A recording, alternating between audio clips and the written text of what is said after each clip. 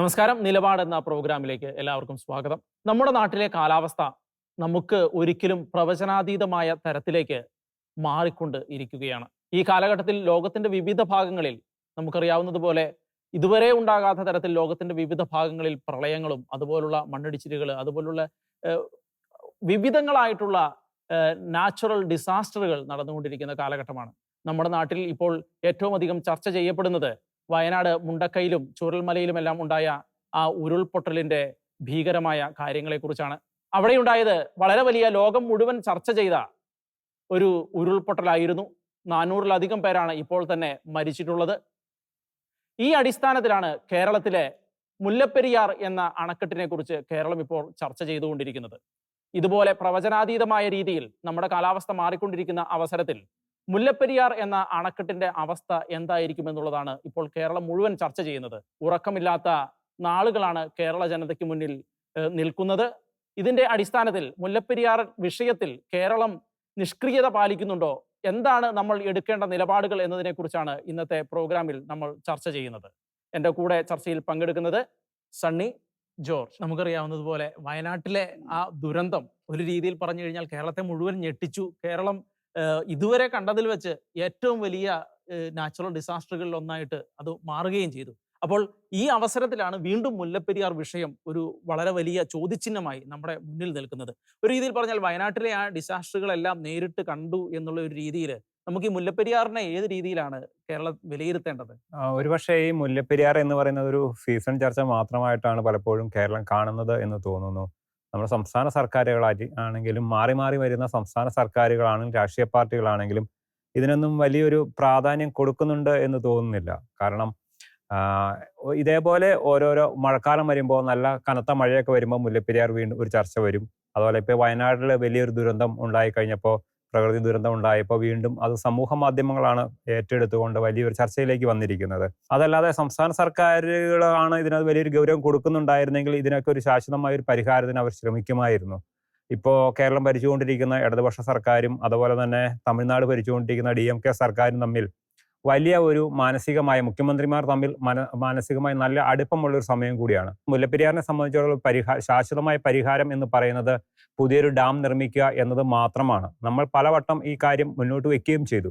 2011 നമ്മളതൊരു detail project report തയ്യാറാക്കി. അന്ന് അതിന് ഒരു ചെലവ് കണക്കാക്കിയിരുന്നത് 600 കോടി രൂപയാണ്. ഇപ്പോഴും ഈ കഴിഞ്ഞ ദിവസങ്ങളിലും ജലവിഭവ വകുപ്പ് ഒരു പുതിയൊരു DPR തയ്യാറാക്കിയിട്ടുണ്ട്. അതിനകത്ത് 1400 കോടി രൂപയാണ് ചെലവ് വരുന്നത്. നമ്മളെക്കാലത്തും പറഞ്ഞുകൊണ്ടിരിക്കുന്നത് കേരളത്തിന് സുരക്ഷ, തമിഴ്നാടിന് ജലം എന്നതാണ്. ആ ഒരു പോയിന്റിൽ ഊന്നിക്കൊണ്ട് പുതിയൊരു ഡാം നിർമ്മിക്കുക, അതിന് വേണ്ടിയിട്ട് കേന്ദ്ര സർക്കാരിൽ സമ്മർദ്ദം ചെലുത്തുക, അങ്ങനെ ഒരു സമവായത്തിൽ കൂടി മുന്നോട്ട് പോകുക എന്നതാണ് സംസ്ഥാന സർക്കാരിന്റെ മുന്നിലുള്ള ഏക മാർഗം എന്ന് പറയുന്നത്. പക്ഷെ പലപ്പോഴും ഇപ്പോഴാണ് സംസ്ഥാന സർക്കാർ ഈ കാര്യത്തിൽ ഗൗരവമായ ഒരു സമീപനം ഇപ്പോഴും കണ്ടിട്ടില്ല. ഇപ്പോൾ ഈ വയനാട്ടിൽ ഇങ്ങനെ ഒരു ദുരന്തം ഉണ്ടായി കഴിഞ്ഞ് കഴിഞ്ഞപ്പോൾ സമൂഹ മാധ്യമങ്ങൾ ഏറ്റെടുത്ത് അത് മുന്നിലേക്ക് വെച്ച് ഒരു ചർച്ചാ വിഷയമാക്കുന്നു എന്നതിനപ്പുറം സംസ്ഥാന സർക്കാർ ഇതുവരെ ഈ കാര്യത്തിൽ ഒരു ഗൗരവമായ സമീപനം സ്വീകരിച്ചിട്ടില്ല. ഇപ്പൊ ഇന്നലെ കഴിഞ്ഞ ദിവസം ഡീൻ കുര്യാക്കോസ് ലോക്സഭയിൽ ഈ വിഷയം അവതരിപ്പിച്ചു. കേന്ദ്ര സർക്കാരും അതിനകത്ത് വലിയൊരു താല്പര്യത്തോടുകൂടിയല്ല മറുപടി നൽകിയത്. അപ്പൊ ഇതൊരു സീസൺ ബേസ്ഡ് ചർച്ച മാത്രമായി അവശേഷിക്കുന്നു. ഇപ്പോൾ കേരളം ഭരിച്ചുകൊണ്ടിരിക്കുന്ന പിണറായി വിജയൻ മുമ്പ് CPM സംസ്ഥാന സെക്രട്ടറി ആയിരിക്കുന്ന സമയത്ത് ഈ മുല്ലപ്പെരിയാറിൽ പോയി. അവിടെ വലിയൊരു പ്രക്ഷോഭമാണ് നടന്നുകൊണ്ടിരിക്കുന്നത് വർഷങ്ങളായി. അന്ന് അവിടെ CPMന്റെ നേതൃത്വത്തിൽ വലിയൊരു ജാഥയും അതുപോലെ തന്നെ മനുഷ്യച്ചങ്ങലയൊക്കെ സൃഷ്ടിച്ചുകൊണ്ട് വലിയൊരു പ്രക്ഷോഭമാണ് CPM നടത്തിയത്. വളരെ പെട്ടെന്ന് തന്നെ പുതിയ ഡാം നിർമ്മിക്കണമെന്ന ഒരാവശ്യമാണ് അന്ന് ഈ CPM സംസ്ഥാന സെക്രട്ടറി ആയിരുന്ന പിണറായി വിജയൻ അവിടെ ഉന്നയിച്ചത്, ഈ ഇടുക്കി ചേർന്ന്. ഇപ്പോൾ അത് അദ്ദേഹം വിസ്മരിച്ചിരിക്കുന്നു. അദ്ദേഹം ഇപ്പോൾ 8 വർഷത്തോളമായി ഇവിടെ കേരളത്തിന്റെ മുഖ്യമന്ത്രി ആയിരിക്കുന്നു. മുല്ലപ്പെരിയാർ അദ്ദേഹം ഒരു വിഷയമായി ആയിട്ട് ഉയർത്തിക്കൊണ്ട് വരുന്നുണ്ട് എന്ന് പോലും തോന്നുന്നില്ല. അപ്പോൾ അതാത് കാലങ്ങൾ ഭരിക്കുന്ന പാർട്ടികൾ ഇതിന് വലിയൊരു പ്രാധാന്യം കൊടുക്കുന്നില്ല എന്ന് തോന്നുന്നു. ഇതൊരു സീസൺ ബേസ്ഡ് കേരളത്തിലെ ജനങ്ങളെ സംബന്ധിച്ചിടത്തോളം, പ്രത്യേകിച്ച് മധ്യ കേരളത്തിലെ ജനങ്ങളെ സംബന്ധിച്ചിടത്തോളം ഏറെ ആശങ്ക ഉണ്ടാക്കുന്ന ഒരു കാര്യമാണ്. പക്ഷെ ആ ആശങ്ക കേരളത്തിലെ രാഷ്ട്രീയ പാർട്ടികൾക്കോ അല്ലെങ്കിൽ കേരളം ഭരിക്കുന്ന സർക്കാരുകൾക്കോ, ഏത് സർക്കാരുകളാവട്ടെ, അവർക്ക് അതിനകത്തില്ല എന്നതാണ് യഥാർത്ഥ വസ്തുത എന്ന് തോന്നുന്നു. ഒരു രീതിയിൽ പറഞ്ഞു കഴിഞ്ഞാൽ മുല്ലപ്പെരിയാർ അണക്കെട്ട് പുതുക്കി പണിയുക എന്ന് പറയുന്നത് ഒരുപക്ഷെ എത്രത്തോളം പ്രാക്ടിക്കൽ ആയിട്ടുള്ള ഒരു വസ്തുതയാണെന്ന് നമുക്ക് ചിന്തിക്കേണ്ടി വരും. കാരണം എന്താ വെച്ച് കഴിഞ്ഞിട്ടുണ്ടെങ്കിൽ ആ കരാർ തന്നെ ഇല്ലാതാവും. കാരണം തമിഴ്നാട്ടിനെ സംബന്ധിച്ച് ഇപ്പോൾ ഏറ്റവും അനുകൂലമായിട്ടുള്ള ഒരു കരാറാണ് ഇപ്പം നിലനിൽക്കുന്നത്. കാരണം എന്താണെന്ന് വെച്ച് കഴിഞ്ഞിട്ടുണ്ടെങ്കിൽ അവർക്ക് 999 വർഷത്തേന് കേരളം പിന്നെയും പുതുക്കി കൊടുത്തു. അപ്പോൾ അതുവരെ ജലം, കാരണം 6 ജില്ലകൾ അതിനെ ആശ്രയിച്ചാണ് നിലനിൽക്കുന്നത്. കാരണം അവർക്ക് വെള്ളം അത്യാവശ്യമാണ്. ഇനി ഒരു പുതിയ ഡാം ഉണ്ടാക്കി കഴിഞ്ഞാൽ കരാർ പുതിയതാണ്, പഴയ കരാറിൽ നിലനിൽക്കുകയില്ല. അത് മാത്രമല്ല ആ കരാർ നിൽക്കുന്ന പ്രദേശത്ത് പോലും ആ ഡാം നിലനിൽക്കുകയില്ല. അതിന് പിന്നെയും ഒരുപാട് പ്രദേശങ്ങൾ കൂടി ഉൾപ്പെട്ടുകൊണ്ട് വേണേൽ പിന്നെ ഇതുപോലുള്ള ഒരു കരാർ ഉണ്ടാക്കണം. പക്ഷെ അതൊക്കെ എത്രത്തോളം പ്രാക്ടിക്കൽ ആണെന്ന് നമുക്കറിയില്ല. അതുകൊണ്ട് തന്നെ ഈ രാഷ്ട്രീയക്കാർ ഇതുപോലെ ഒരു സീസൺ ബേസ് ആയിട്ട് ഇങ്ങനെ മുല്ലപ്പെരിയാർ ഇപ്പൊ പൊട്ടും, നമുക്ക് അങ്ങനെ ചെയ്യണം ഇങ്ങനെ ചെയ്യണം എന്നെല്ലാം പറയുന്നതിൻ്റെ ഉള്ളിൽ എത്രത്തോളം വാസ്തവം ഉണ്ടത്? നമുക്ക് ശ്രദ്ധിച്ച ഒരു കാര്യം അറിയാവുന്നതെന്ന് വെച്ച് കഴിഞ്ഞാൽ, ഇപ്പോൾ സണ്ണി പോയ സ്ഥലങ്ങളൊക്കെ നമുക്ക് മനസ്സിലാക്കാവുന്ന കാര്യങ്ങളാണ്. പലപ്പോഴും നമ്മൾ കരുതിയിരുന്ന ഒരു സിറ്റുവേഷനിൽ നിന്നും കാര്യങ്ങൾ മാറി കൈവിട്ടു പോകുന്ന ഒരവസ്ഥയിലേക്ക് കാര്യങ്ങൾ മാറിയിരിക്കുകയാണ്. റോബിൻ നേരത്തെ പറഞ്ഞ പോലെ പ്രകൃതിയിൽ തന്നെയുള്ള പല കാര്യങ്ങളും നമുക്ക് പ്രെഡിക്റ്റ് ചെയ്യാൻ പറ്റാത്ത രീതിയിലേക്ക് കാര്യങ്ങൾ മാറി. അതിൻ്റെ ഒന്നാമത്തെ ഏറ്റവും പ്രധാന ഉദാഹരണമാണ് ഇപ്പോൾ നമുക്ക് വയനാട് കണ്ടത്. വയനാട്ടിൽ നമ്മൾ ഒരിക്കലും പ്രതീക്ഷിക്കാത്ത അത്രയും ഭീകരമായിട്ടുള്ള രീതിയിലാണ് ഒരു ഗ്രാമം അങ്ങനെ തന്നെ മണ്ണിന് അങ്ങനെ ഒഴുകിപ്പോകുന്നൊരവസ്ഥ. അപ്പം നമ്മൾ ഈ കാണാത്ത പലതും കാണുകയും പലതും അനുഭവിക്കുകയും ചെയ്യുന്ന ഒരു സാഹചര്യത്തിൽ ഈ മുല്ലപ്പെരിയാർ ഡാമിൻ്റെ ഒരു ആശങ്ക അല്ലെങ്കിൽ സുരക്ഷിതത്വം നമ്മൾ ഗൗരവമായി ചർച്ച ചെയ്യേണ്ട അല്ലെങ്കിൽ ഗൗരവമായി പരിഗണിക്കേണ്ട ഒരു സമയമാണ്.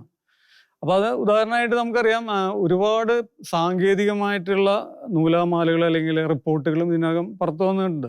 1961 ആ പ്രളയ കാലഘട്ടങ്ങളിലാണെന്ന് തോന്നുന്നു ഈ മുല്ലപ്പെരിയാർ ഡാമിന് ഏറ്റവും ചർച്ചയിലേക്ക് വന്ന ഫസ്റ്റ് പ്രധാനപ്പെട്ട അതിൻ്റെ സുരക്ഷ ചർച്ചയ്ക്ക് വന്ന ഒരു കാലഘട്ടം അതാണ്. പിന്നീട് വരുന്ന ഓരോ പ്രശ്നങ്ങളിലും പിന്നീട് നമ്മൾ പ്രളയം കണ്ടു, ഭൂചലനങ്ങൾ, ഇതെല്ലാം ഇങ്ങനെ ഓരോ ഘട്ടങ്ങളിലും നമ്മുടെ മുന്നിലേക്ക് കടന്നു വരികയാണ്. അപ്പോഴൊക്കെ ഗൗരവമായിട്ടുള്ള ചർച്ചകൾ കഴിയുന്നു, അതോടെ അത് തീരുന്ന ഒരവസ്ഥയാണ്. പക്ഷേ എനിക്ക് തോന്നുന്നത് വയനാട് അതിൻ്റെ ഒരു തീവ്രത കൂടുതൽ നമ്മളെ ബോധവാന്മാരാക്കുന്ന ഒരു സാഹചര്യമാണ് ഉണ്ടാക്കിയിരിക്കുന്നത്. നമ്മളൊരിക്കലും കാണാത്ത രീതിയിലുള്ള ഒരു ഉരുൾപൊട്ടൽ. നമുക്കറിയാം ഈ ഡാമിൻ്റെ വൃഷ്ടിപ്രദേശങ്ങളിൽ ഇതുപോലൊരു ഉരുൾപൊട്ടലോ പ്രധാനപ്പെട്ട എന്തെങ്കിലും ഒരു മണ്ണിടിച്ചിലോ അല്ലെങ്കിൽ എന്തെങ്കിലും ഉണ്ടായിക്കഴിഞ്ഞാൽ അതിൻ്റെ ഒരു ഇമ്പാക്റ്റ് നമുക്ക് പ്രതീക്ഷിക്കുന്ന അല്ലെങ്കിൽ നമുക്ക് ചിന്തിക്കുന്നതിനേക്കാൾ അപ്പുറമായിരിക്കും. അപ്പോൾ ഇവിടെ നമുക്ക് വളരെ കുറച്ച് ആളുകളെയാണ്, കുറച്ചെന്ന് പറഞ്ഞാൽ നമ്മളെ സംബന്ധിച്ച് അതൊരു ഭയങ്കരമായിട്ടുള്ളൊരു വലിയ നമ്പറാണെങ്കിൽ പോലും അതിനേക്കാൾ എത്രയോ മടങ്ങ് ഭീകരമായിരിക്കും ഈ ഒരു ഡാം തകർന്നാൽ നിന്ന് പലതവണ നമ്മൾ ചർച്ച ചെയ്യപ്പെട്ട് കഴിഞ്ഞാണ്. ഒരിക്കലും നമുക്ക് പ്രതീക്ഷിക്കാൻ, ഇപ്പോൾ തന്നെ നമുക്കറിയാം ഈ പുനരധിവാസത്തെക്കുറിച്ച്, വയനാട് പുനരധിവാസത്തെക്കുറിച്ച് ചിന്തിക്കുമ്പോൾ ആയിരക്കണക്കിന് കോടി രൂപയാണ് വരുന്നത് ഈ ഒരു ഏരിയ നമ്മൾ ഇത് ചെയ്യാൻ വേണ്ടി. എന്നാൽ ഈ ഡാം പൊട്ടിയാലുണ്ടാകുന്ന അവസ്ഥ ഒന്ന് ആലോചിച്ച് നോക്കണം. 3-4 ജില്ലകൾ അങ്ങനെ തന്നെ പോകുമ്പോൾ നമ്മൾ എവിടേക്കാണ് ഇതിൻ്റെ ഒരു പുനരധിവാസത്തെക്കുറിച്ച് ചിന്തിക്കാൻ പോലും നമുക്ക് പറ്റാത്ത സാഹചര്യമാണ്. അപ്പോൾ ഇത്തരം ഒരു പ്രകൃതി നമുക്ക് ഒരിക്കലും പ്രഡിക്റ്റ് ചെയ്യാൻ പറ്റാത്ത രീതിയിലേക്ക് കാര്യങ്ങൾ വരുന്നു. ഇപ്പോൾ നമുക്കറിയാം ഈ വയനാട് വിഷയത്തെക്കുറിച്ച് സംസ്ഥാനം തമ്മിൽ തർക്കങ്ങൾ നടക്കുന്നുണ്ട്. അവർ മുൻകൂട്ടി അറിയിച്ചില്ല എന്നുള്ള കാര്യങ്ങളൊക്കെ ഉണ്ട്. പക്ഷേ നമുക്കറിയാം എല്ലാ സംവിധാനങ്ങളുണ്ട്, നമുക്ക് ഉപഗ്രഹങ്ങളുണ്ട്, എല്ലാ സംവിധാനങ്ങളുണ്ട്. പക്ഷെ ഇതൊന്നും ഒരു അടിയന്തര ഘട്ടത്തിൽ ഇതൊന്നും പ്രവർത്തിക്കുന്നില്ല എന്നുള്ളതാണ്. അതിൻ്റെ ഒരു മെക്കാനിസം വർക്കൗട്ട് ചെയ്യുന്നില്ല എന്നുള്ളതാണ് വ്യക്തമാവുന്നത്. ആ സമയത്ത് നമ്മൾ ഇത്തരം ഒരു 0.1% പോലും ഈ ഗ്യാപ്പ് അല്ലെങ്കിൽ ഒരു സുരക്ഷിതത്തിനെ വിട്ടുകൊടുത്താൽ അത് വലിയൊരു ദുരന്തമായിട്ട് മാറാൻ സാധ്യതയുണ്ട്. അപ്പോൾ അതുകൊണ്ട് ഇത് വളരെ ഗൗരവമായിട്ടുള്ള ഒരു വിഷയമായിട്ട് ഇതിനെ കണ്ടെത്തി കേരള ഗവൺമെൻറ് വ്യക്തമായിട്ടുള്ളൊരു നടപടികൾ അല്ലെങ്കിൽ ഒരു ടൈം ബൗണ്ട് ആയിട്ടുള്ള ഒരു പ്ലാനിങ് നടത്തിയില്ലെങ്കിൽ ഇത് നമുക്കൊരു ചർച്ച ചെയ്യാൻ പോലും അവസരം കിട്ടാത്ത രീതിയിലേക്ക് കാര്യങ്ങൾ കൈവിട്ടു പോകുന്നുള്ള കാര്യത്തിൽ ഉറപ്പാണ്. ശരിക്കും കഴിഞ്ഞ ദിവസം MK പ്രേമചന്ദ്രൻ ഇത് സംബന്ധിച്ച് ഒരു കാര്യം പറയണ്ടേ. അദ്ദേഹം പറഞ്ഞത് ഈ വൃഷ്ടി പ്രദേശത്ത് അതിതീവ്രമായ മഴ ഉണ്ടാവുകയും അതുമല്ലെങ്കിൽ 6.5 രീതിയിലുള്ള ഒരു ഭൂകമ്പ പ്രദേശത്ത് ഉണ്ടാവുകയോ ചെയ്താലാണ് ഇത് പൊട്ടാൻ സാധ്യതയുള്ളത്, ഇതിന് പ്രശ്നം ഉണ്ടാകാൻ സാധ്യതയുള്ളതെന്ന് വെച്ചാൽ അദ്ദേഹം തന്നെ അതിനുള്ളിൽ പറഞ്ഞു, പെട്ടെന്നൊരു പാനിക്കിലേക്ക് പോകേണ്ട ആവശ്യമില്ല ജനങ്ങൾ, പക്ഷെ ഇങ്ങനെ സംഭവിച്ചാലാണ് ഇത് പൊട്ടാൻ സാധ്യത എന്ന്. പക്ഷെ അതിനകത്തൊരു കാര്യമുണ്ട്, നമുക്കറിയാം അത് സോൺ 3 പെടുന്ന ഒരു വിഭാഗമാണ്. നമ്മുടെ ഡാം നിൽക്കുന്ന ഏരിയ എന്ന് പറഞ്ഞാൽ സോൺ 3 ആണ്. അതിനകത്ത് 6.5 വരെ നമുക്ക് സാധ്യതയുള്ളതാണ്, അവിടെ പ്രഡിക്റ്റ് ചെയ്യപ്പെട്ടിരിക്കുന്നതാണ്. ആ ഏരിയയിൽ ഭൂചലനം 6.5 തീവ്രതയിൽ വരാൻ സാധ്യതയുണ്ടെന്ന് ഓൾറെഡി കണ്ടുപിടിക്കപ്പെട്ട സത്യമാണ്. അത് നമുക്ക് ഇഗ്നോർ ചെയ്യാൻ പറ്റില്ല. കാരണം എന്ന് വെച്ച് കഴിഞ്ഞാൽ ഡാം ഏത് നിലയ്ക്കും നമുക്ക് ന്യായീകരിക്കാൻ പറ്റില്ല. ഏകദേശം 100 വർഷം കഴിഞ്ഞു, 120 വർഷത്തോളം മേലെയായി ഇതിൻ്റെ ഈ സാധാരണ ഡാമിന് 50 വർഷം 60 വർഷമൊക്കെയാണ് സാധാരണ ഇതിനൊരു കപ്പാസിറ്റി എല്ലാ കാണിച്ചിരിക്കുന്നത്. രാജ്യങ്ങളിലും തന്നെ 60 വർഷമായ ഡാമുകൾ ഡീകമ്മീഷൻ ചെയ്തു ചെയ്തുകൊണ്ടിരിക്കുന്നു. കഴിഞ്ഞു. ആ സമയത്താണ് നമ്മൾ ഈ 100 വർഷം വന്ന ഈ ഒരു ഇതിന്റെ പരീക്ഷിക്കാൻ വേണ്ടി വെയിറ്റ് ചെയ്യുന്നത്. അപ്പൊ അതിന്റെ മാത്രമല്ല, അന്ന് കാലത്തുണ്ടായിട്ടുള്ള സാങ്കേതിക വിദ്യ ഉപയോഗിച്ചിട്ടാണ് അത് നിർമ്മിച്ചിരിക്കുന്നത്. സുർക്കി പോലുള്ള വസ്തുക്കളൊക്കെ ഉപയോഗിച്ചിട്ടാണ് ഉദ്ദേശിക്കുന്നത്. പക്ഷെ അപ്പൊ ഇത്തരം ഒരുപാട് നമ്മുടേതായിട്ടുള്ള, അല്ലെങ്കിൽ നമുക്ക് പോസിറ്റീവായിട്ട്, അതായത് ഈ ഡാം നിലനിൽക്കാൻ സാധ്യത വളരെ കുറവാണെന്നുള്ള ഒരുപാട് വാദങ്ങൾ നമ്മുടെ മുന്നിലുണ്ട്. ഒന്നാമത് കാലപ്പഴക്കം. ഇത് അതുപോലെ തന്നെ ഭൂചലന ഭ്രംശമേഖലയിൽ നിൽക്കുന്ന ഒരു സ്ഥലമാണ്. ഇത്തരം കാര്യങ്ങൾ ഇപ്പം അതുപോലെ തന്നെ നമുക്ക് ഒരു ഉരുൾപൊട്ടൽ സാധ്യതയുള്ളത്. ഇതിനകം തന്നെ നിരവധി തവണ ഭൂചലനം അവിടെ നടന്നു കഴിഞ്ഞിട്ടുണ്ട്. അത് പലപ്പോഴും റെക്കോർഡ് ചെയ്യപ്പെട്ടിട്ടുമുണ്ട്. അപ്പൊ ഇത്തരം ഒരു സാഹചര്യങ്ങൾ ഉണ്ടായിട്ടും വീണ്ടും നമ്മൾ ഇനി ഒരു പരീക്ഷണത്തിനും അല്ലെങ്കിൽ വീണ്ടും അതൊരു എന്താ പറയാ, ജനങ്ങളുടെ ജീവൻ വെച്ച് പന്താടേണ്ട ഒരു സാഹചര്യം ഇനിയും നിലനിൽക്കുന്നുണ്ടോ എന്നുള്ളതാണ് ചോദ്യം. അത് യാതൊരു കാരണവശാലും നമ്മൾ അംഗീകരിക്കാൻ പാടില്ല. കാരണം നമ്മളെ സംബന്ധിച്ചിടത്തോളം നമ്മുടെ ഇത്രയും ആളുകളുടെ ഒരു സുരക്ഷ പ്രധാനമാണ്. തമിഴ്നാടിനെ സംബന്ധിച്ച് അവർക്ക് വെള്ളത്തിൻ്റെ ഒരു ആവശ്യകതയുണ്ട്. അവർക്ക് കാർഷിക ആവശ്യങ്ങൾക്ക് വേണ്ടിയിട്ട് വെള്ളം ആവശ്യമാണ്. അതിനുള്ളൊരു സംവിധാനം നടപ്പാക്കിക്കൊണ്ട് ഇതിനെ നമുക്ക് മാറ്റി അല്ലെങ്കിൽ പുതിയൊരു ഡാം പണിയാന്നുള്ളത് വളരെ എന്താ പറയുക, കൃത്യമായിട്ടുള്ള ഒരു സൊല്യൂഷനിലേക്ക് എത്തേണ്ടിയിരിക്കുന്നു. അത് നമുക്ക് വിട്ടുവീഴ്ച ചെയ്യേണ്ട യാതൊരു കാര്യവും ഇപ്പോഴും നിലവിലില്ല. പലപ്പോഴും എന്തുകൊണ്ടാണ് നമ്മുടെ ഭരണാധികാരികൾ ഇതിന് മടി കാണിക്കുന്നത് എന്നുള്ളൊരു ചോദ്യം എപ്പോഴും അവശേഷിക്കുകയാണ്. വർഷങ്ങളായി ഒരു സമൂഹത്തിൻ്റെ അല്ലെങ്കിൽ ഒരു ഏരിയയുടെ ജീവൽ പ്രശ്നങ്ങളാണോ അതോ കാർഷിക വൃത്തിയാണോ, ഇത് നമുക്ക് രണ്ടും തുലാസിൽ വയ്ക്കാൻ പറ്റില്ല. ഒരിക്കലും കമ്പയർ ചെയ്യാൻ പോലും പറ്റാത്ത അവസ്ഥയാണ്. എന്നിട്ടും ഈ കാര്യങ്ങൾ ഇങ്ങനെ നീട്ടിക്കൊണ്ടു പോകുന്നതിൻ്റെ ഒരു ആശങ്ക, അത് എവിടേക്കാണ് ഇപ്പോൾ നമ്മുടെ യാത്ര എന്നുള്ളത് നമ്മൾ തിരിച്ചറിയേണ്ടിയിരിക്കുന്നു. അല്ല, ഇത് വളരെ പ്രധാനപ്പെട്ട കാരണം എന്താ വെച്ച് കഴിഞ്ഞാൽ, പണ്ടൊക്കെ ബംഗാൾ ഉൾക്കടലിൽ നിന്നും നമ്മുടെ ഇവിടേക്ക് അവിടെ ന്യൂനമർദ്ദപാത്തി രൂപപ്പെടുന്നു, മഴയെത്തുന്നു എന്നെല്ലാം പറയുന്നുണ്ടായിരുന്നു. ഇപ്പോൾ ശരിക്കും അറബിക്കടലിൽ നിന്ന് പ്രധാനമായിട്ടും പെട്ടെന്ന് മഴമേഘങ്ങൾ ഉയരുകയും നമ്മുടെ പശ്ചിമഘട്ട മേഖലയിലേക്ക് വരികയും വളരെ അതിതീവ്രമായ മഴ പെയ്യുകയും ചെയ്യുന്ന ഒരു അവസ്ഥ ഉണ്ടാകുന്നു. കള്ളക്കടൽ പോലുള്ള പ്രതിഭാസങ്ങൾ ഉണ്ടാകുന്നു. കടല് ചൂടുപിടിക്കുന്നു, അതിസാധാരണമായി ചൂടുപിടിക്കുന്നു. ഈ അവസ്ഥയിലെല്ലാം പ്രകൃതി ഭയങ്കരമായ മാറ്റത്തിന് വിധേയമായി. നമ്മുടെ ഇവിടേക്ക് ഇപ്പം അതിതീവ്ര മഴ, ടൊറന്റ് റെയിൻ എന്നൊക്കെ പറയുന്ന വയനാട് അത് തന്നെയാണല്ലോ സംഭവിച്ചത്. അപ്പൊ ഈ ഒരു അവസരത്തിൽ ശരിക്കും ഇടുക്കി മേഖല എന്ന് പറയുന്നത് കുറെ ഡാമുകളുണ്ട് അവിടെ, ചെക്ക് ഡാമുകൾ, ഈ തടയണകൾ അടക്കമുള്ള കുറെ എണ്ണമുണ്ട്. അപ്പോൾ ഇപ്പോൾ 6.5 തോതിലുള്ള ഭൂകമ്പം വന്നു കഴിഞ്ഞിട്ടുണ്ടെങ്കിൽ ഇപ്പോൾ ഈ മുല്ലപ്പെരിയാർ മാത്രമല്ല, അവിടെയുള്ള പല ഡാമുകളും തകരുന്നു പറയുന്നുണ്ട്. അപ്പോൾ ഈ ഒരു അവസരത്തിൽ ശരിക്കും വയനാടിന്റെ ഒരു അവസ്ഥ വെച്ച് നമ്മൾ ഇതിനെ കമ്പയർ ചെയ്യുമ്പോൾ എത്രത്തോളം ഭീകരമാണ് ശരിക്കും അത് ഈ മുല്ലപ്പെരിയാർ ഡാം എന്നുള്ളതൊരു വസ്തുതയല്ലേ ചിന്തിക്കേണ്ടത്? അല്ല, ഈ മുല്ലപ്പെരിയാറിന്റെ ഇനി നമ്മുടെ കേരളത്തിന്റെ മുന്നിലുള്ള ഏക മാർഗം എന്ന് പറയുന്നത് മുല്ലപ്പെരിയാറിൽ പുതിയ ഡാം നിർമ്മിക്കുക എന്നത് മാത്രമാണ്. കാരണം ഇത്രയും കാലപ്പഴക്കമുള്ള ഒരു ഡാമുമായി നമുക്ക് മുന്നോട്ട് പോകാൻ കഴിയില്ല. അപ്പൊ അതുകൊണ്ട് സംസ്ഥാന സർക്കാർ ഇക്കാര്യത്തിനകത്ത് അടിയന്തരമായ നടപടികളാണ് സ്വീകരിക്കേണ്ടത്. അത് കേന്ദ്ര സർക്കാരിൻ്റെ ഒരു ഇടപെടൽ കൂടി, രണ്ട് സംസ്ഥാനങ്ങളും തമ്മിലുള്ള ഒരു അനുനയ ചർച്ചകൾ കൂടി, ഒരുപക്ഷെ അത് വർഷങ്ങൾ വേണ്ടി വന്നേക്കാം. അപ്പോൾ അങ്ങനെ ഒരു സമവായത്തിൽ കൂടി ഇതൊരു പരിഹാരം ഉണ്ടാക്കുക എന്നതാണ് സംസ്ഥാന സർക്കാരിൻ്റെ മുന്നിലുള്ള ഏക മാർഗം. അതിന് നടപടി സ്വീകരിക്കുക എന്നതാണ് സംസ്ഥാന സർക്കാർ സ്വീകരിക്കേണ്ട ആദ്യഘട്ടം എന്ന് പറയുന്നത്. പക്ഷെ എന്തുകൊണ്ടോ ഈ കാര്യത്തിനകത്തൊക്കെ മെല്ലപ്പോക്ക് തുടരുന്നു എന്നതാണ് നമുക്ക് കാണാൻ കഴിയുന്നത്. അത് ഒരുപക്ഷെ രാഷ്ട്രീയപരമായ കാര്യങ്ങൾ കൊണ്ടൊക്കെ ആകാം. ഏതായാലും ഇതിനൊരു പരിഹാരം ഉടനെ ഉണ്ടായേ പറ്റൂ. അടിയന്തരമായി ഇതിനൊരു പരിഹാരം ഉണ്ടായേ കഴിയുള്ളൂ. ഇത് ഇടുക്കി ജില്ലയിലെ അല്ലെങ്കിൽ പെരിയാർ നദിയുടെ തീരത്തുള്ള കുറച്ച് ജനങ്ങളെ മാത്രം ബാധിക്കുന്ന ഒരു കാര്യമല്ല. ഇത് കേരളത്തെ മൊത്തം ബാധിക്കുന്ന ഒരു കാര്യമായി ഉയർത്തിക്കൊണ്ടുവരാൻ സംസ്ഥാന സർക്കാർ ശ്രമിക്കണം.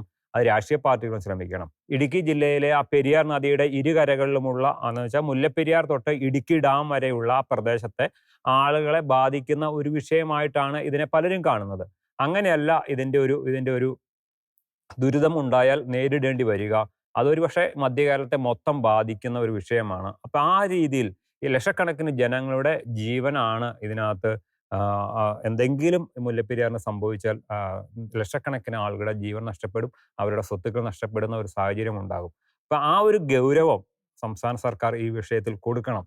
അത് ഇപ്പൊ കേരളം ഭരിക്കുന്ന സർക്കാരായാലും ഇനി വരാനിരിക്കുന്ന സർക്കാരാണെങ്കിലും മുമ്പിരുന്ന സർക്കാരാണെങ്കിലും ഒക്കെ ഇതിന് അത്തരത്തിലുള്ള ഒരു പ്രാധാന്യം കൊടുത്തില്ല എന്നതാണ് വസ്തുത. പലപ്പോഴും ഇതൊരു രാഷ്ട്രീയ വിഷയമായി മാത്രമാണ് ഇവർ പരിഗണിക്കുന്നത്. ഭരിക്കുമ്പോൾ ഒരു നയം, പ്രതിപക്ഷത്തിരിക്കുമ്പോൾ വേറൊരു നയം. അത് പോരാ. ഇത് കേരളത്തിന്റെ പൊതുവായ ഒരു ആവശ്യമാണ് എന്ന് നമ്മൾ സുപ്രീം കോടതിയെ അറിയിക്കുന്നതിൽ, അല്ലെങ്കിൽ സുപ്രീം കോടതിയെ ബോധ്യപ്പെടുത്തുന്ന കാര്യത്തിനകത്താണെങ്കിലും, അത് കേന്ദ്ര സർക്കാരിനെ ഇതിനകത്ത് ഇടപെടുവിക്കുന്ന കാര്യത്തിനകത്താണെങ്കിലും ഒക്കെ ഒരു അനാസ നമുക്ക് കാണാൻ കഴിയും. ഇപ്പോൾ വയനാട് മാത്രമല്ല, വയനാടിൻ്റെ ഒരു പിക്ചർ വെച്ചുകൊണ്ടാണ് എല്ലാവരും ഇപ്പോൾ ഈ മുല്ലപ്പെരിയാർ ഉയർത്തിക്കൊണ്ടുവരുന്നത്.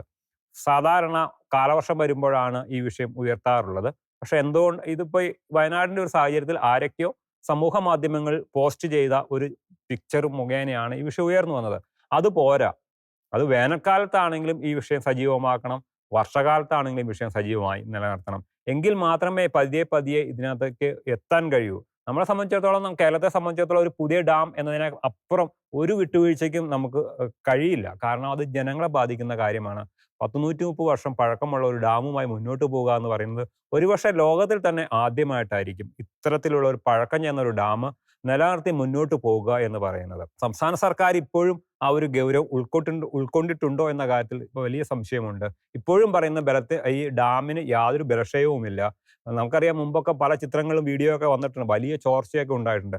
അതൊക്കെ പുറമേ നിന്ന് സിമെന്റ് മിശ്രിതമൊക്കെ വെച്ച് അടയ്ക്കുന്ന ഒരു സമീപനമാണ് നമുക്ക് ഉണ്ടാകാറുള്ളത്. ശരിക്കും പറഞ്ഞാൽ എന്നെ ഇരുട്ടിനെ ഓട്ട കൊണ്ട് അടയ്ക്കുക എന്ന് പറയില്ലേ, അതേ രീതി ആ ഒരു സമീപനമാണ് നമുക്കുള്ളത്. അത് പോരാ, ഇത് എക്കാലത്ത് സജീവമായി നിലനിർത്തണം.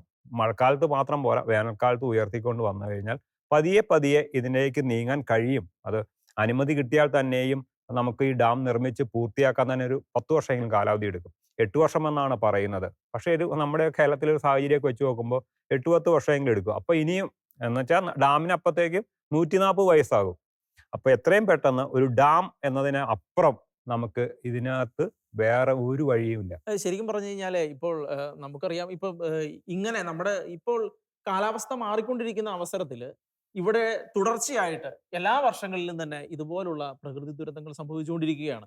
ഇപ്പോൾ നമുക്കറിയാം, ഇപ്പം ഡാമിന്റെ ഇപ്പം ഈ ഏറ്റവും അടുത്ത് പീച്ചി ഡാം തുറന്നു വിട്ട് 2018 വെള്ളം കയറിയ അതേ അവസ്ഥയിൽ തൃശ്ശൂർ ഭാഗത്ത് ഏതാണ്ട് പ്രതികാരം ചെയ്യുന്ന രീതിയിൽ അവിടെ വെള്ളം കയറി. ഒരു വളരെ വലിയ മിസ്മാനേജ്മെന്റ് ആണ് അവിടെ നടന്നത്.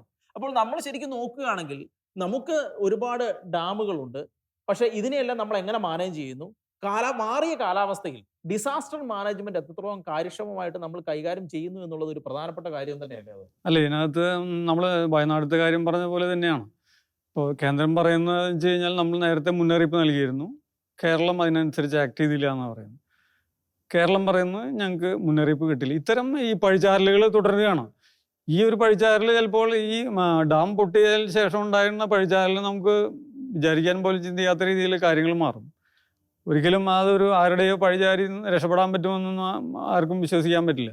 അപ്പോൾ അത്തരം ഒരു സാഹചര്യത്തിൽ ഇതിൻ്റെ ഒരു ഗൗരവം നമ്മളെല്ലാവരും ഉൾക്കൊള്ളേണ്ട സമയം കഴിഞ്ഞു. ഇപ്പോൾ നമുക്കറിയാം, ഇൻ്റർനാഷണൽ ലെവലാണെങ്കിൽ ലിബിയയിലാണ് ഇപ്പോൾ ഏറ്റവും അടുത്ത് ഇത്തരം ഒരു വലിയൊരു ഡാം പൊട്ടിത്തകർന്ന് ഏകദേശം 11,000 പേര് മരിച്ചു. അതുപോലെ തന്നെ അത്ര തന്നെ ആളുകൾ കാണാതായിട്ടുണ്ട്. എന്നാൽ അതിനേക്കാൾ എത്രയോ ഭീകരമാണെന്ന് ആലോചിക്കണം. ഈ ഇടുക്കി അല്ലെങ്കിൽ മുല്ലപ്പെരിയാർ ഡാം ആ ഏരിയകളിൽ പൊട്ടി തകർന്നു കഴിഞ്ഞാൽ 11ഓളം ഡാമുകൾ തകരും എന്നുള്ളതാണ് ഒരു കാൽക്കുലേഷൻ. അത് നമ്മൾ പലരും പുറത്തുനിന്ന് വെറുതെ പറയുന്നതല്ല, പഠന റിപ്പോർട്ടുകളാണ്. അതുപോലെ തന്നെ റൂർക്കി IIT-യുടെ വിദഗ്ധർ നടത്തിയ പഠനത്തിൽ ഇത് കാര്യം കണ്ടിട്ടുള്ളതാണ്. ഇതൊരു ഭ്രംശമേഖലയിൽ നിൽക്കുന്ന ഒരു സ്ഥലമാണ്. അവിടെ ഏത് സമയത്തും, അതായത് ഒരു ഭൂചലനം ഉണ്ടായി കഴിഞ്ഞാൽ ഈ ഇടുക്കി ഡാമിനോ അല്ലെങ്കിൽ മുല്ലപ്പെരിയാർ ഡാമിനോ നിലനിൽപ്പില്ല എന്ന് വ്യക്തമാക്കിയിട്ടുള്ള കാര്യങ്ങളാണ്. അപ്പോൾ നമുക്ക് ലിബിയ ഒരു ഉദാഹരണമാണ്.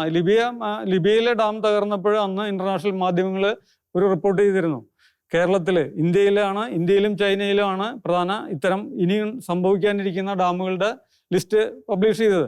അതിലൊന്ന് കേരളത്തിലുള്ള ഈ മുല്ലപ്പെരിയാർ ഡാമാണ് എടുത്തു പറഞ്ഞത്. അതെ. അപ്പോൾ അത്തരം എന്താ പറയുക തെളിവുകളും അതുപോലെ തന്നെ വിദഗ്ധ റിപ്പോർട്ടുകളൊക്കെ നമ്മുടെ മുൻപിൽ നിലവിലുണ്ട്. അപ്പോൾ ഈ സാഹചര്യങ്ങളിൽ പോലും നമ്മൾ ആക്ട് ചെയ്യാതിരിക്കുക എന്ന് പറഞ്ഞാൽ നമ്മുടെ ഒരു എന്താ പറയുക ജീവൻ മരണ പോരാട്ടത്തിന് നമ്മൾ കൊടുക്കുന്ന ഒരു വിലയില്ലായ്മയായിട്ട് തന്നെ അതിന് കണക്കാക്കാൻ പറ്റുള്ളൂ. അപ്പോൾ ഇത്തരം ഒരു സാഹചര്യത്തിൽ സണ്ണി പറഞ്ഞ പോലെ ഇപ്പോഴത്തെ ഒരു സിറ്റുവേഷൻ അതിന് അനുയോജ്യമായിട്ടുള്ളതാണ്. കാരണം എന്ന് വെച്ചാൽ കേരള ഗവൺമെൻറ്റും തമിഴ്നാട് ഗവൺമെൻറ്റിലും ഉള്ള ഒരു റാപ്പ് അത് നമ്മൾ കറക്റ്റായി യൂട്ടിലൈസ് ചെയ്യാൻ പറ്റുകയാണെങ്കിൽ രണ്ടുപേർക്കും ഉപയോഗിക്കാൻ നമുക്ക് സുരക്ഷയും അവർക്ക് ജലവും എന്നുള്ള ആ പോളിസിയിൽ നിന്നുകൊണ്ട് തന്നെ ഒരു പുതിയ ഡാം നിർമ്മിക്കുക എന്നുള്ളതാണ് അതിൻ്റെ ഏറ്റവും കറക്റ്റായിട്ടുള്ള ഒരു തീരുമാനം. ഇപ്പോൾ പറഞ്ഞ പോലെ 10 വർഷം 15 എടുക്കുമെന്ന് പറയുന്നത്. അപ്പോൾ ഇപ്പോൾ തന്നെ തുടങ്ങിയാൽ മാത്രമേ അതൊക്കെ നടക്കുകയുള്ളൂ. അല്ലെങ്കിൽ പറഞ്ഞ പോലെ ഇനിയും ഒരു 140-ലേക്ക് കയറുകയാണ് ഇതിൻ്റെ പഴക്കം. അപ്പോൾ ഏറ്റവും പെട്ടെന്ന് രണ്ടുപേർക്കും അനുയോജ്യമായ രീതിയിൽ ഒരു സെറ്റിൽമെൻറ്റിലെത്തി ഇതിനെ ഒരു പുതിയ ഡാം എന്നുള്ള ഒരു പോളിസിയിലേക്ക് അല്ലെങ്കിൽ അതിൻ്റെ ഒരു പ്രവർത്തനത്തിലേക്ക് ഇപ്പോൾ തന്നെ തുടങ്ങേണ്ട സമയം അതിക്രമിച്ചിരിക്കുന്ന ഒരു സാഹചര്യമാണുള്ളത്. പക്ഷെ ഇവര് പലപ്പോഴും പറയുന്ന ഒരു കാര്യം പുതിയ ഡാം എന്ന് പറയുന്നത് എത്രത്തോളം പ്രാക്ടിക്കൽ ആകും എന്നുള്ളതാണ്. കാരണം അവിടെയാണ് തമിഴ്നാട് ഉടക്കി നിൽക്കുന്നത്. കാരണം എന്താ വെച്ച് കഴിഞ്ഞാൽ ഈ കരാർ അതോടെ ഇല്ലാതാകും. കാരണം ഇപ്പോൾ തമിഴ്നാടിന് ഏറ്റവും ഫേവർ ആയിട്ടുള്ള ഒരു കരാറാണ്. ആ കരാർ അതോടെ ഇല്ലാതാകും എന്നുള്ളതാണ് അതിൻ്റെ ഉള്ളിൽ ഏറ്റവും വലിയ വസ്തുത. അപ്പൊ എത്രത്തോളം ഈ പുതിയ ഡാം പ്രാക്ടിക്കൽ ആകും എന്നുകൂടി നമ്മൾ ശരിക്കും നോക്കേണ്ടതല്ലേ? ശരിക്കും കരാറുകൾ എന്നൊക്കെ പറയുന്നത് ആരുണ്ടാക്കുന്നതാണ്? ജനങ്ങൾ ഉണ്ടാക്കുന്നതാണ് കരാറ്. അത് സംസ്ഥാന സർക്കാരുകൾ അതായത് ഭരണാധികാരികൾ ഉണ്ടാക്കുന്നതാണ് കരാർ എന്ന് പറയുന്നത്. ഈ സംസ്ഥാനങ്ങൾ തമ്മിൽ, കേന്ദ്രവും സംസ്ഥാനങ്ങളും തമ്മിലൊക്കെ ഉണ്ടാക്കുന്നതാണ് ഒരു ഉടമ്പടിയാണ് കരാർ എന്ന് പറയുന്നത്. അതൊരിക്കലും പൊളിച്ചെഴുത്ത് ഇല്ലാത്തതൊന്നുമല്ല. ആ പൊളിച്ചെഴുത്ത് വേണ്ടയിടത്ത് പൊളിച്ചെഴുത്ത് വേണം. അപ്പൊ കരാർ പുതുക്കുക എന്നുള്ളതാണ് അവരെ തമിഴ്നാടിനെ സംബന്ധിച്ചിടത്തോളം ആകെ ഒരു ആശങ്ക എന്ന് പറയുന്നത്. ഈ പുതിയൊരു ഡാം വന്നു കഴിഞ്ഞാൽ ഇപ്പൊ നിലവിലുള്ള വെള്ളം അവർക്ക് കിട്ടാതെ വരുമെന്നൊരു ആശങ്കയാണ് ഉള്ളത്. അത് പുതിയ കരാറിൽ അവർക്ക് ഉറപ്പ് നൽകണം. ഇനിയാണെങ്കിൽ ഈ നിലവിലുണ്ടായിരുന്ന കരാർ പൊളിച്ചെഴുതിക്കൊണ്ട് പുതിയൊരു കരാർ ഉണ്ടാക്കണം. എന്നിട്ട് അവർക്ക് ഇപ്പോൾ കിട്ടിക്കൊണ്ടിരിക്കുന്ന വെള്ളത്തിനകത്തുനിന്ന് ഒരു തുള്ളി പോലും കുറയില്ല എന്ന രീതിയിൽ ആ കരാറിൽ ഉറപ്പ് നൽകണം. അതിന് അവരും തയ്യാറാകണം. തമിഴ്നാട് സർക്കാരും തയ്യാറാകണം. സംസ്ഥാന സർക്കാരും തയ്യാറാകണം. അതിന് കേന്ദ്ര സർക്കാരും, പ്രത്യേകിച്ച് സുപ്രീം കോടതി ഈ വിഷയത്തിനകത്തൊക്കെ പലപ്പോഴും ഒരു വസ്തുതകൾ പൂർണ്ണമായിട്ടും മനസ്സിലാക്കാതെയുള്ള ഒരു പ്രതികരണങ്ങളും ഉത്തരവുകളൊക്കെയാണ് ഉണ്ടാകാറുള്ളത്. അപ്പോൾ സുപ്രീം കോടതിയെ ഈ കാര്യങ്ങളൊക്കെ ബോധ്യപ്പെടുത്താൻ നമുക്ക് കഴിയണം. ശരിക്കും പറഞ്ഞാൽ കേരളത്തിൽ ഇത്രയും കാലത്തിലെ ഒരു ഭരണകൂടമൊക്കെ മാറി മാറി വന്നെങ്കിലും NK പ്രേമേന്ദ്രൻ ജലവിഭവ മന്ത്രിയായിരുന്ന കാലഘട്ടത്തിൽ മാത്രമാണ് ഈ മുല്ലപ്പെരിയാർ വിഷയത്തിനകത്ത് ഒരു ഫലപ്രദമായ ഒരു ഇടപെടൽ നടത്തിയിട്ടുള്ളത്. ബാക്കി മന്ത്രിമാരൊക്കെ തന്നെ നിരവധി പേർ വന്നു പോയിട്ടുണ്ട്. പക്ഷേ ഈ കാര്യത്തിനകത്തൊന്നും വലിയൊരു അമിതമായ ഒരു ഇടപെടലൊന്നും അവരുടെ ഭാഗത്തുനിന്ന് ഉണ്ടായിട്ടില്ല. കൃത്യമായ ഒരു ഇടപെടൽ നടത്തിയിരുന്നത് ആ 5 വർഷക്കാലത്ത് ആ കാലത്താണ്. അപ്പോൾ ഈ ഉടമ്പടിയൊക്കെ നമുക്ക് മാറ്റാൻ കഴിയും. കേരളത്തിലെ ജനങ്ങളെ സംബന്ധിച്ച്, കോടിക്കണക്കിന് ജനങ്ങളെ സംബന്ധിച്ചിടത്തോളം ഇവിടെ ഒരു പുതിയ ഡാം വേണം എന്നത് ഏറ്റവും ആവശ്യമായ ഒരു കാര്യം തന്നെയാണ്. അതിൽ ഊന്നിക്കൊണ്ട് തന്നെ നമ്മൾ മുന്നോട്ട് പോകണം. ആ ഉടമ്പടിയൊക്കെ നമുക്ക് പൊളിച്ചെഴുതാൻ കഴിയും. അത് സുപ്രീം കോടതിയുടെ ബോധ്യപ്പെടുത്തുക, കേന്ദ്ര സർക്കാരിനെ അതിനകത്ത് ഇടപെടിക്കുക, രണ്ട് സംസ്ഥാനങ്ങളും തമ്മിൽ അതിനകത്തൊരു അനുനയം ഉണ്ടാക്കുക. അങ്ങനെ ഒരു പുതിയൊരു ഉടമ്പടി ഉണ്ടാക്കിക്കൊണ്ട് അത് മുന്നോട്ട് പോവുകയും അവർക്ക് തമിഴ്നാടിന് കിട്ടിക്കൊണ്ടിരിക്കുന്ന ജലത്തിനകത്ത് ഒരു തുള്ളി പോലും കുറവ് വരുത്താതെ നമ്മുടെ സുരക്ഷ ഉറപ്പുവരുത്തുക എന്നതാണ് സംസ്ഥാന സർക്കാർ ചെയ്യേണ്ട കാര്യം. ഇതിനകത്ത് ഈ കരാറിനെ സംബന്ധിച്ച് പറഞ്ഞു പലപ്പോഴും നമ്മളൊരു കാര്യം ശ്രദ്ധിച്ചാൽ അറിയാം. ഈ മുല്ലപ്പെരിയാർ ഡാമുമായി റിലേറ്റഡ് ആയിട്ടുള്ള എല്ലാ കരാറുകളുടെയും അല്ലെങ്കിൽ നമ്മുടെ കേരള സർക്കാരിൻ്റെ ഇടപെടലുകളൊക്കെ ഒരു വൺ സൈഡ് ആയിട്ടുള്ള രീതിയിലാണ്. അത് എന്തുകൊണ്ടാണ് ചിന്തിക്കേണ്ട കാര്യം. കാരണം വെച്ചാൽ തുടക്കം മുതലേ നമുക്കാണ് നിരന്തരം പാളിച്ചകൾ വന്നുകൊണ്ടിരിക്കുന്നത്. സുപ്രീം കോടതി അടക്കം. അതെ, സുപ്രീം കോടതിയിൽ പോലും നമുക്ക് കൃത്യമായ കാര്യങ്ങൾ ധരിപ്പിക്കാൻ പറ്റിയില്ല എന്നുള്ളതാണ്. അതുകൊണ്ടാണ് ജലനിരപ്പ് 137 142 വന്നത്. ആനന്ദ് കമ്മിറ്റി വയ്ക്കുകയൊക്കെ ചെയ്ത് കൃത്യമായിട്ട് നമ്മുടെ രേഖകൾ പോലും നമ്മുടെ അതിനകത്ത് ഇല്ല എന്നുള്ളതാണ് പറയുന്നത്. അതായത് ഇപ്പൊ നമ്മുടെ കേരളത്തിന്റെ പ്രതിനിധി ജസ്റ്റിസ് KT തോമസ് തമിഴ്നാടിന് അനുകൂലമായ നിലപാടാണ് സ്വീകരിക്കുന്നത്. എന്തുകൊണ്ടാണെന്ന് മനസ്സിലാക്കില്ല. സുപ്രീം കോടതി നിയോഗിച്ച വിദഗ്ധ സമിതി അംഗമാണ് കേരളത്തെ പ്രതിനിധീകരിച്ച ജസ്റ്റിസ് സുപ്രീം കോടതി ജഡ്ജിയായിരുന്ന KT തോമസ്. അദ്ദേഹം ഇപ്പോൾ ആർക്ക് വേണ്ടിയാണ് വാദിക്കുന്നത്? തമിഴ്നാടിന് വേണ്ടിയാണ് വാദിക്കുന്നത്.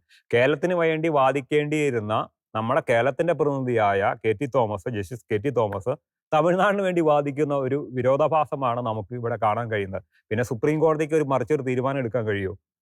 കേരളത്തിന്റെ പ്രതിനിധി തമിഴ്നാടിന് വേണ്ടി നിൽക്കുമ്പോൾ സുപ്രീം കോടതി നിയോഗിച്ച ഒരു വിദഗ്ധ സമിതിയിൽ ഒരു അംഗം തമിഴ്നാടിന് വേണ്ടി വാദിക്കുമ്പോൾ സുപ്രീം കോടതിക്ക് ഒരിക്കലും മാറി ചിന്തിക്കാൻ കഴിയില്ല. അപ്പോൾ സുപ്രീം കോടതിയെ കുറ്റപ്പെടുത്താൻ കഴിയില്ല. ഏതായാലും എല്ലാവരും കേരളത്തിൽ ഇനി വേറൊരു ഓപ്ഷനേ ഇല്ല. ഈ ജനങ്ങൾ ഇവിടെ നിലനിൽക്കണം. എന്നും എക്കാലത്തും ഇങ്ങനെ ഈ ഒരു ആശങ്കയോടുകൂടി, ഒരു ഭയപ്പാടോടുകൂടി ഇടുക്കിയിലെ ജനങ്ങളും മധ്യകേരളത്തിലെ ജനങ്ങൾക്ക് മുന്നോട്ട് പോകാൻ കഴിയില്ല. ഓരോ മഴ പെയ്യുമ്പോഴും, കനത്ത മഴ പെയ്യുമ്പോഴും, ആദ്യം ഇവിടെ സൂചിപ്പിച്ച രീതിയിൽ ഈ പ്രകൃതി തന്നെ ഒരുപാട് മാറിയിരിക്കുന്നു. മുമ്പൊന്നും നമ്മൾ കേൾക്കാത്തൊരു വാക്കൊക്കെയാണ് മേഘവിസ്ഫോടനം എന്നൊക്കെ പറയുന്നത്. ഒരു മേഘവിസ്ഫോടനം ആ ഭാഗത്തുണ്ടായാൽ മതി ഈ ഡാമിൻ്റെയൊക്കെ സ്ഥിതി എന്താകും എന്ന് നമുക്ക് കാണേണ്ടിയിരിക്കുന്നു. അപ്പോൾ ഈ ഒരു ആശങ്കയും ഈ ഭയവും ഒക്കെ മാറ്റാൻ ഏറ്റവും ഫലപ്രദമായ ഒരു മാർഗം, ഒറ്റ മാർഗമേ ഉള്ളൂ, പുതിയ ഡാം എന്ന് പറയുന്നത്. അത് നിലവിലുള്ള ഡാമിൻ്റെ 366 മീറ്റർ താഴെയായിട്ട് പുതിയൊരു ഡാം നിർമ്മിക്കാൻ കഴിയും. അതിനുള്ള ഉറപ്പും കാര്യങ്ങളൊക്കെ അവിടെ ഉണ്ട് എന്നതാണ് പഠനം വ്യക്തമാക്കുന്നത്. അപ്പം ഇനി ആകെ ഒരു അനുമതി എന്ന് പറയുന്നത് തമിഴ്നാടിൻ്റെ ഒരു അനുമതിയും കൂടെ കിട്ടിയാൽ നമുക്ക് ഡാം നിർമ്മിക്കാൻ കഴിയും പതിയെ. അപ്പോൾ ഈ ഡാം എന്നതിലേക്ക് തന്നെ നമ്മൾ ഫോക്കസ് ചെയ്ത് മുന്നോട്ട് പോവുക എന്നതാണ് ഇതിനുള്ള ഏക ഒരു പരിഹാരം. ഇതിനകത്ത് നമുക്കറിയാം ഈ ഒരു രാഷ്ട്രീയ ബില്ലാണ് വേണ്ടത്. ഇല്ല അതായത് ഇപ്പം ഇത്രയും ഇപ്പൊ 100 വർഷം 120 വർഷത്തിലേറെ ആയി കഴിഞ്ഞു. 130ഓളം എത്രയോ സർക്കാരുകൾ ഇതിനകത്ത് വന്നു കഴിഞ്ഞു. 61 മുതലുള്ള സർക്കാരുകളൊക്കെ ഈ സംഭവത്തിന് ആശങ്കയോടെ തന്നെയാണ് പലപ്പോഴും ചർച്ച ചെയ്യപ്പെട്ടിരുന്നത്. എങ്കിൽ പോലും ഇതൊരു കാര്യം തീരുമാനത്തിലെത്താൻ പറ്റില്ല എന്ന് പറഞ്ഞാൽ നമ്മുടെ ഒരു ഇച്ഛാശക്തി രാഷ്ട്രീയ ഇച്ഛാശക്തി ഇല്ലായ്മയാണ് നമുക്ക് ഇവിടെ എപ്പോഴും കാണാൻ കഴിയും. അല്ല, ഈ സുപ്രീം കോടതിയിൽ ഈ കേസ് ചെയ്യുന്നപ്പോൾ ഉള്ളൊരു പ്രശ്നം പറഞ്ഞാൽ കേരളം പറഞ്ഞു 6.5 രീതിയിലുള്ള ഭൂചലനം ഉണ്ടാകുകയാണെങ്കിൽ ഇവിടെയുള്ള ഡാം, ഇവിടെ ഈ മുല്ലപ്പെരിയാർ ഡാം പൊട്ടുമെന്ന് പറഞ്ഞു. അപ്പോൾ അതേസമയം കോടതി ചോദിച്ചു അതുണ്ടായി കഴിഞ്ഞാൽ ബാക്കിയുള്ള ഡാമുകളും അവിടെയുള്ള കുളമാവടക്കമുള്ള ഡാമുകളും പൊട്ടുമല്ലോ എന്ന്. ഇതിനു പകരം നമ്മൾ ഇത് ഡീകമ്മീഷൻ ചെയ്യണമെന്ന് നമ്മൾ ആവശ്യപ്പെട്ടിട്ടില്ല. ഡീകമ്മീഷൻ ചെയ്യണമെന്നാണ് ശരിക്കും ആവശ്യപ്പെട്ടത്. കാരണം ഇത്രയും കാലമായിട്ടുള്ള ഒരു ഡാം ഡീകമ്മീഷൻ ചെയ്യണമെന്ന് ആവശ്യപ്പെടുന്നത്. കാരണം വേറെ ഏത് രീതിയിൽ പോയിട്ടുണ്ടെങ്കിലും അതിനെല്ലാം കൗണ്ടർ ചെയ്യാൻ കഴിയും. ഇതിന്റെ സാങ്കേതികത്വം എല്ലാം മാറ്റി നിർത്തിക്കുക, പഠന റിപ്പോർട്ടുകളെല്ലാം മാറ്റി നിർത്തി നമ്മൾ ഒറ്റ കാര്യം ചിന്തിച്ചാൽ മതി. ഇത്രയും പഴക്കമുള്ള ഒരു ഡാമാണ്, നിലനിർത്താൻ കഴിയുമോ എന്നുള്ള ഒറ്റ ചിന്ത മാത്രം മതി. ഏത് കുട്ടിക്കും ഉത്തരവുണ്ട് അതിനകത്ത്. അതായത് ഇതിന്റെ സാങ്കേതികത്വം അല്ലെങ്കിൽ പഠന റിപ്പോർട്ടുകളോ എല്ലാം നിങ്ങളും ഒരു സൈഡിൽ മാറ്റി വെച്ചോ. അതിനുശേഷം ചോദിക്കുകയാണ് 100 വർഷത്തിലേറെ പഴക്കമുള്ള ഒരു വലിയ ഡാമും ഇവരുടെ ഒരു ജലത്തിനുള്ള ആവശ്യം ഇതെവിടെയാണ് ബാലൻസ് ചെയ്യപ്പെടാന്നുള്ള ഏത് കൊച്ചുകുട്ടിക്ക് അറിയാവുന്നതാണ്. അതെ, എന്തിനൊരു ആയുസുണ്ട്, മനുഷ്യനൊരു ആയുസുണ്ട്, മൃഗങ്ങൾക്കൊരു ആയുസുണ്ട്, ഒരു കെട്ടിടത്തിനൊരു ആയുസുണ്ട്, എല്ലാത്തിനും ഒരു ആയുസുണ്ട്. അപ്പൊ ഈ ഒരു ആയുസ് കഴിഞ്ഞ സാധനത്തെ നിലനിർത്തണോ എന്നതാണ്. അപ്പോൾ സ്വാഭാവികമായ ഒരു മേഴ്സി കില്ലിംഗ് ആണ് അതിനകത്ത് അനുവദീയമായ ഒരു കാര്യം എന്ന് പറയുന്നത്. ഒരു നായ്ക്ക് താമസിക്കാനുള്ള കൂട് പോലും നമ്മൾ 100 വർഷം പഴക്കണ്ടെന്ന് പറഞ്ഞാൽ മൃഗസ്നേഹികൾ ഒരു പ്രശ്നം ഉണ്ടാക്കും. കാരണം വെച്ചാൽ അതിനകത്ത് ജീവിക്കാൻ പറ്റാത്തൊരു സാഹചര്യമാണ്, ഏത് സമയം തകർന്നു വീഴാം. എങ്കിൽ പോലും ഇത്രയും വലിയൊരു സംഭവത്തിനെ നമ്മൾ വളരെ നിസ്സാരമായി കാണുമെന്ന് പറഞ്ഞാൽ അത് ഒരിക്കലും സംസ്ഥാന സർക്കാരിന്റെ ഒരു ലാഘവത്വം. ഇപ്പൊ നിലവിലുള്ള സർക്കാരല്ല, ഏത് സർക്കാരാണെങ്കിലും രാഷ്ട്രീയ പാർട്ടികളൊക്കെ തന്നെ കേരളത്തിലെ ഒരു ലാഘവത്വമാണ് കാണിക്കുന്നത്. ആ ഒരു ഇഷ്യൂ ഇങ്ങനെ ഉയർന്നു വരുമ്പോൾ എന്തെങ്കിലുമൊക്കെ ഇങ്ങനെ പറഞ്ഞിങ്ങനെ ഒരു ജനങ്ങളെ സമാധാനിപ്പിക്കാൻ ഇപ്പൊ ശരിയാക്കി തരാം, അവരെ പതിവ് രീതി ഇപ്പൊ ശരിയാക്കാം എന്നുള്ള ആ രീതി വിട്ട് ഒരു ഉണർന്ന് പ്രവർത്തിക്കുക, ഇച്ഛാശക്തിയോടുകൂടി പ്രവർത്തിക്കുക എന്നതാണ്. ഇപ്പോഴത്തെ ഒരു ജലവിഭവ വകുപ്പ് മന്ത്രിയൊക്കെ ആ കാര്യത്തിനകത്ത് എത്രമാത്രം